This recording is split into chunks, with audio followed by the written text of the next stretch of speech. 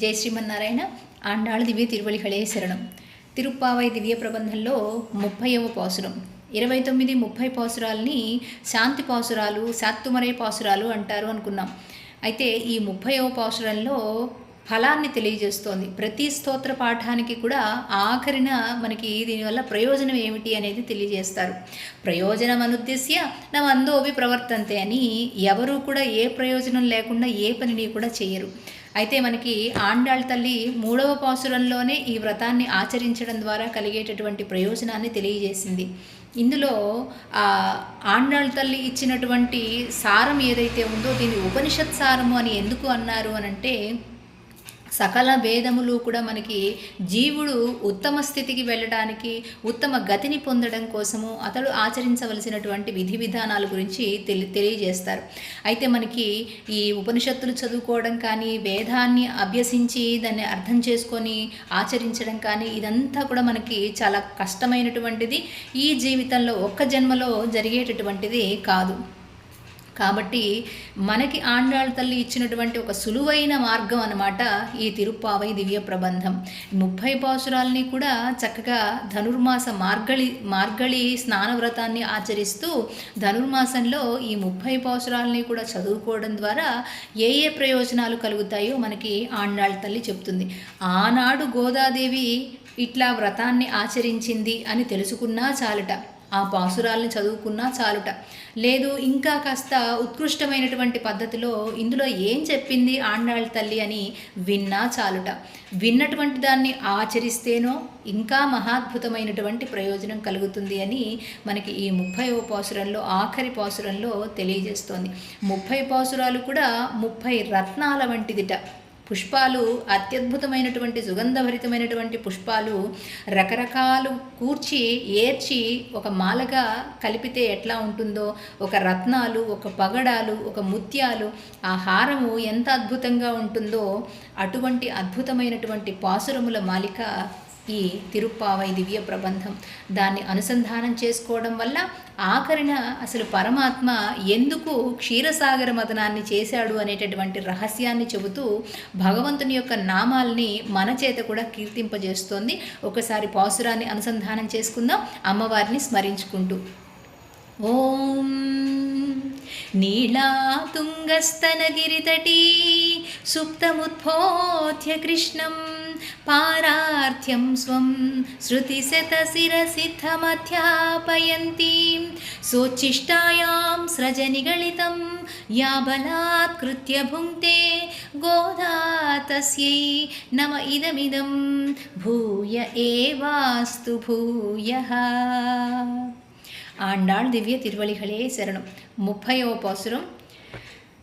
வங்கக்கடல் கடைந்த மாதவனை கேசவனை திங்கள் திருமுகத்தச்செழியார் சென்றிரஞ்சி அங்கப்பறை கொண்ட வார்த்தை அணி புதுவை பைங்கமலத்தண்ணறியல் வட்டர் பிரான் கோதை சொன்ன செங்கத்தமிழ் மாலை 30 தப்பாமே இங்கு இப்பரிசுரைப்பார் 2 மால்வரை தோள் செங்கல் திருமுகத்தச்செல்வ திருமாலால் எங்கும் திரவருள் பெத்து இன்பருவர்.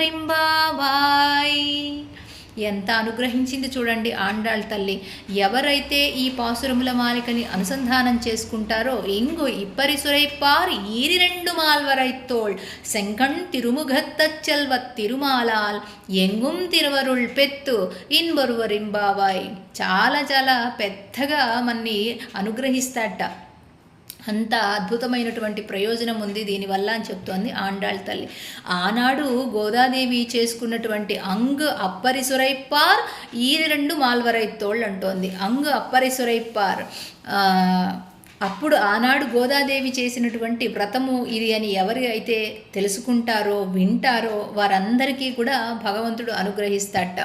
ముందు అసలు ఈ క్షీరసాగర మదనంతోనే కదండి అంత దేవతలు, రాక్షసులు మళ్ళీ వాళ్ళకి అమృతాన్ని అందివ్వటము, దానికోసం మళ్ళీ రాక్షసులు వీళ్ళ మీద పోటీ పడటము, యుద్ధం జరగటము, ఇదంతా కూడా జరిగింది ఆ క్షీరసాగర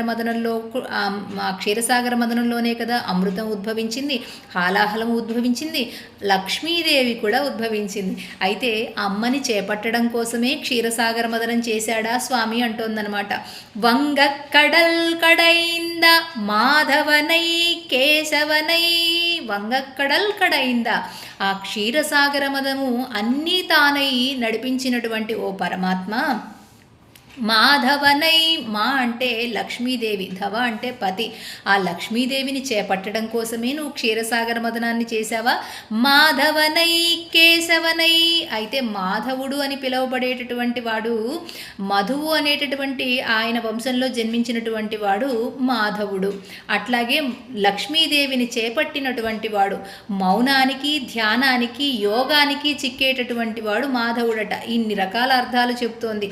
మౌనము, ధ్యానము, యోగము, వీటి ద్వారా అందుకోగలిగేటటువంటి వాడు మాధవుడుట.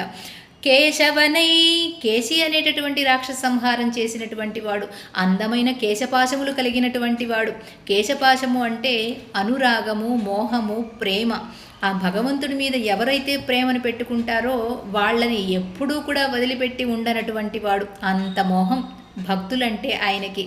అటువంటి కేశవనై, మాధవనై, కేశవనై, తింగళ్ తిరుముఖత్ శైళయార్ సెండిరంజీ, ఆ తిరుముఖ మండలం కలిగినటువంటి స్వామి శంఖచక్ర గదా పద్మాల్ని ధరించి విశాలమైనటువంటి వక్షస్థలం కలిగినటువంటి స్వామి మనల్ని రక్షించడం కోసమే, ఆయన్ని ఎవరైతే ఆశ్రయిస్తారో వాళ్ళని రక్షించడం కోసమే ఈ భూమి మీదకి వచ్చాడట. అంగప్పరై కొండవార్తై అణిపుదువై, అయితే మనకి ఇంత దివ్యమైనటువంటి విషయాల్ని నేర్పడం కోసము ఎవరు ఎక్కడ ఎప్పుడు చెప్పారు అంటే అంగప్పరై, అప్పుడు ఈ కొండవార్తై అణిపుదువై, అణిపుదువై, ఈ భూమండలానికే చక్కటి శ్రేయస్కరాన్ని ఇచ్చేటటువంటి శ్రేష్టమైనటువంటి మణిపూస వంటి శ్రీవిల్లిపుత్తూరులో అణిపుదువై పైంగమల తండెరియల్, తులసిమాలల్ని తర్వాత తామరమాలని ధరించేటటువంటి భట్టర్ పిరాన్ కోదై సొన్న విష్ణు చిత్తుల వారి యొక్క తనయ అయినటువంటి పెరియాళ్వారుల తనయ అయినటువంటి విష్ణు చిత్తులు అంటే విష్ణువుని తన మనస్సులందు నిలుపుకున్నటువంటి వారు. పెరియాళ్వారు అంటే ఆయనకున్నటువంటి అపరిమితమైనటువంటి ప్రేమ చేత ఆయన పెరియాళ్వారుగా పిలువబడుతున్నారు. అట్లాంటి విష్ణు చిత్తుల భట్టర్ పిరాన్ యొక్క కోదై సొన్న తనయ అయినటువంటి గోదాదేవి చెప్పినటువంటి ఈ పాసురముల మాలికలు సెంగట్ తమిళ్ మాలై, అత్యద్భుతమైనటువంటి ఈ మణిపూస, ఈ 30 పాసురాల్ని కూడా 30 తప్పామే, 30 పాసురాల్ని కూడా తమిళ్ మాలై 30 తప్పామే, 30 కూడా తప్పకుండా అనుసంధానం చేసుకోవాలి. ఇంగు ఇప్పరి సురైపార్, ఇక్కడ అక్కడ ఆనాడు చేసినటువంటి గోదాదేవి వ్రతము ఇంగు ఇప్పుడు ఎవరైతే ఆచరిస్తారో వారికి ఈరి 2 మాల్వరైతోళ్, భగవంతుడు తన యొక్క చతుర్భుజాలతోటి, ఇంకా చతుర్భుజాలు అనంతమైనటువంటి విశ్వరూపం కలిగినటువంటి ఆయన ఈ 4 భుజాలకి ఇంకొక 4 భుజాలు వేసుకొని అంత అనుగ్రహాన్ని ఇస్తాడు మనకి అని ఈరి 2 మాల్వరైతోళ్ సెంఘణ్ తిరుముఖత్, శంఖచక్ర గదా పద్మాల్ని దాల్చేటటువంటి స్వామి, తిరుముఖ మండలం కలిగినటువంటి స్వామి చెల్వ తిరుమాలాల్, అద్భుతంగా అనుగ్రహిస్తాడట. ఆయన చతుర్భుజాలకి ఇంకొక 4 చతుర్భుజాలు అష్టభుజములతోటి వేసుకొని చక్కగా ఆయన అనుగ్రహిస్తాడట.